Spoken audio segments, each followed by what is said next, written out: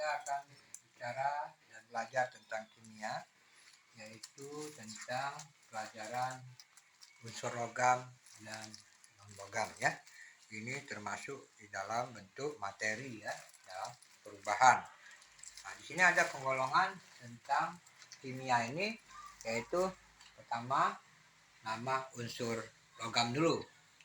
Nah, di dalam Latin itu ada hidrogenium, yaitu hidrogen, H, dilambangkan dengan H. Kemudian ada natrium, natrium itu dilambangkan dengan Na. Kemudian aluminium ya, aluminium seperti biasa tetap aluminium, tapi tanda atomnya Al. Kemudian itu kalium, itu K. Kemudian ada kalsium, kalsium itu Ca. Kemudian ada kromium, krom, Cr. Kemudian itu ada ferum, besi, Fe. Kemudian di situ ada kobal, tetap seperti namanya kobal, Co. Kemudian nikel, nikel berarti Ni. Kuprum, kuprum ini adalah tembaga, Cu. Kemudian ginseng, seng, Zn. Kemudian argentum, perak, Ag, Sn. Tanum, timah ya, itu Sn ya. Kemudian ada lagi platinium ya. Ada di platinium tambahannya ya. Itu platinium itu platina. Platina atau sering disebut dengan PT. Nah, kemudian ada lagi hidragirum raksa ya.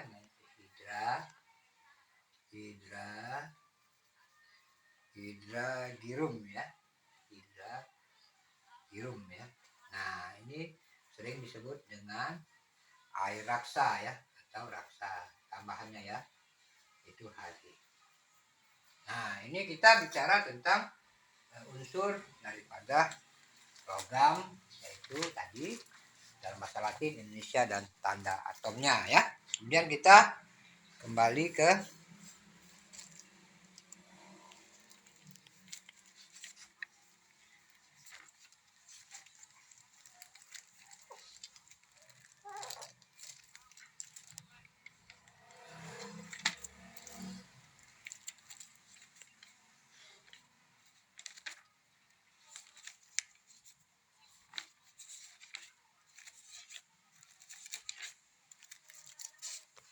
kemudian ada unsur non logam.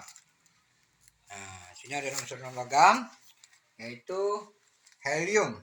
Nah, ya helium, kemudian He, kemudian karbonium, karbon ya, C, kemudian nitrogenium, nitrogen, N, kemudian oksigenium, oksigen, O, kemudian ada fluor, fluorin, F, kemudian ada neon, neon, Ne, kemudian silisium atau silikon, Si, kemudian fosforus, fosfor, P, kemudian sulfur, belerang, S, kemudian klor, klorin, Cl, kemudian argon, Ar ya. Kemudian ada lagi arsenisium, ada lagi yang ke-12,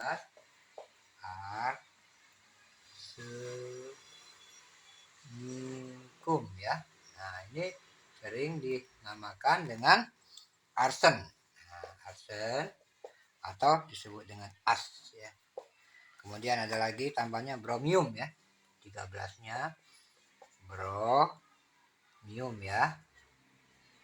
Bromium itu brom ya. Brom itu tambahannya Br. Kemudian ada lagi iodium ya. Di 14 ini termasuk non logam ya. Iodium ya. Nah, iodium itu sering dinamakan dengan iodin ya. Iodin bahasa Indonesianya, atau iodin ya. Iodin atau I ya. I aja ya. I bukan satu. I ya. I besar. Ya.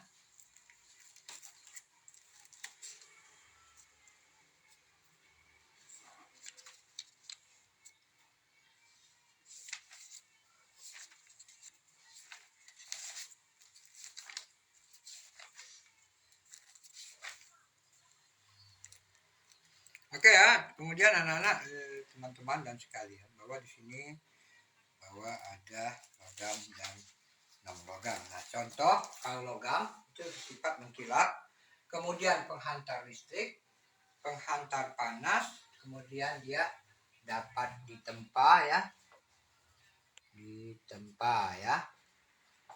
Nah, kemudian juga dapat ditarik menjadi kawat, dapat ditarik menjadi kawat ya. Ini sifat pertama dari logam. Sifat kedua yaitu sifat logam ya. Contohnya, contoh ya, yaitu perak,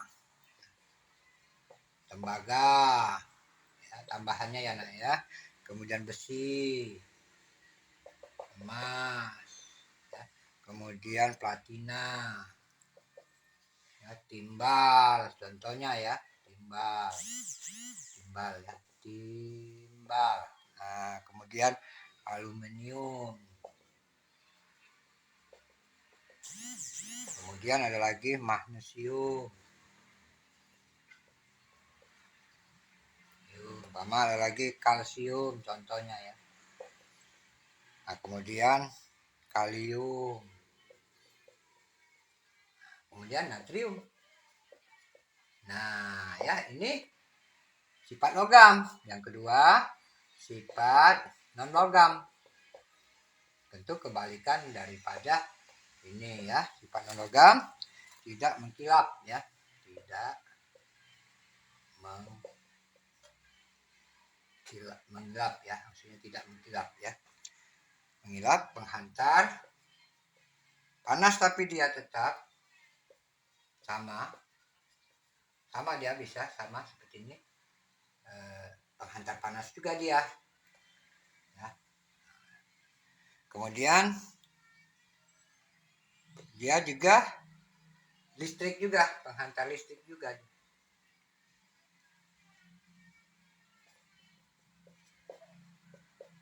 Penghantar listrik juga ya. Nah, ya. Yang buruk tapi penghantar tapi yang buruk. Tidak dapat ditempa. Tidak dapat, ini sifatnya kebalikan. Ditempa.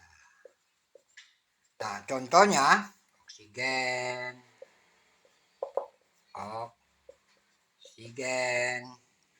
hidrogen, fosfor. Ini contohnya nih. Jadi fosfor, belerang, ya. Kemudian karbon. Bisa saja nitrogen ya. Ini contoh. Nah, ini jadi ada satu ya. 1, 2. Oke. Jadi pertama contohnya mengkilap, menghantar listrik, menghantar panas, dapat ditempa. Kebalikannya sifat non logam. Contohnya tadi kalau logam perak, tembaga, besi ya, emas. Kalau sifat non logam oksigen, hidrogen, fosfor dan belerang. Jadi bisa dipahami di situ bahwa kita di dalam dunia ini ada namanya kata orang itu sifat unsur ya. Jadi unsur ini termasuk itu logam dan non logam ya. Silakan.